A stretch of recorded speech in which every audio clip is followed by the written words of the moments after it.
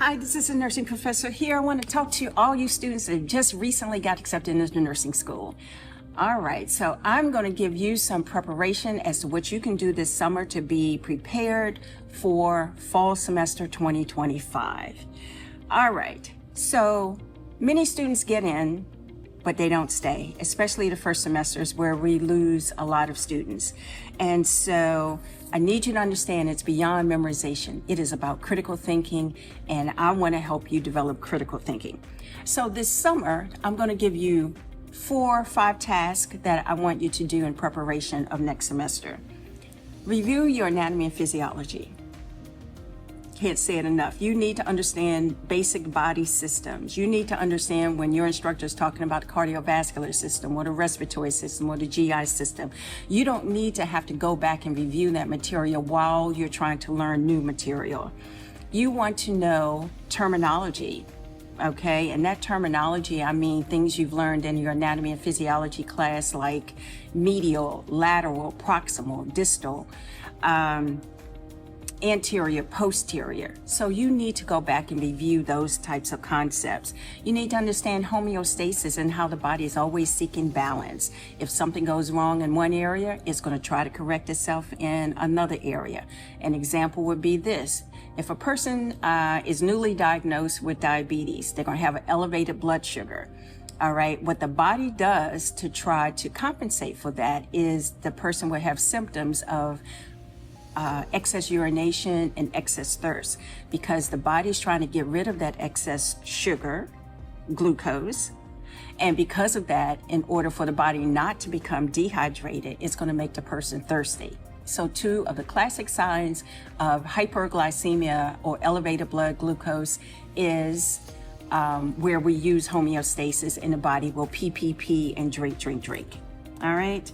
Common pathologies, you should be aware of those, and those are going to be common diseases like your diabetes, your hypertension, your asthma, COPD, musculoskeletal injuries, things like that. So all of that will be in your anatomy and physiology book, so go back and review that. Next on the list is basic math. Math does not go away. Trust me, I wish it was, because that is not my strong suit.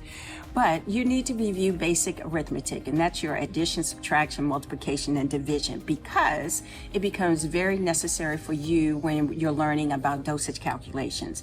Not one student can go any further in the program if they are unable to pass a dosage calculation exam. And that dosage calculation exam is given every semester before you go to clinical. So you have to get that information. Review ratios and proportions. Review conversions. For example, 2.2 pounds equals 1 kilogram. That's going to be a staple for you to know.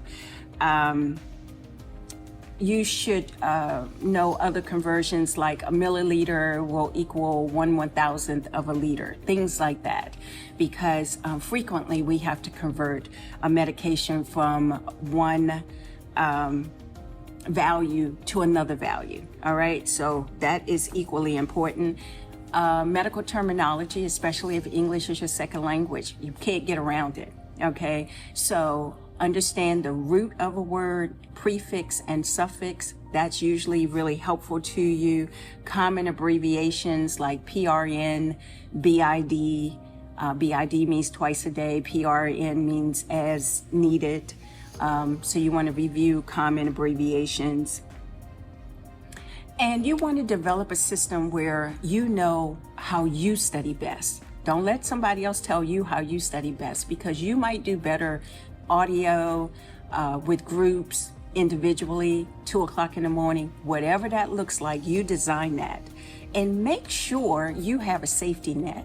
And I mean, you need the biggest cheerleaders you can have. If you have children, you need childcare. You need backup childcare to the childcare. You need backup childcare to the childcare. Because these clinicals, you can't miss. You miss too many clinicals, you can't pass the class, and you can be an A student. And many times that can happen. So get those things together this summer. Make sure you have your finances in order. So if you need to work this summer, find a job, work this summer, save your money. Try not to work your first semester, or if so, work minimal hours, or find a job like a desk concierge or someplace where you actually will have time to study while you're at work. And so with that, I hope those things help. I look forward to your first semester in nursing school. I know you can do this. You got in, you can do this. But please, please, please pay attention to those suggestions. Like and share this video, and I'll see you next video. Bye for now.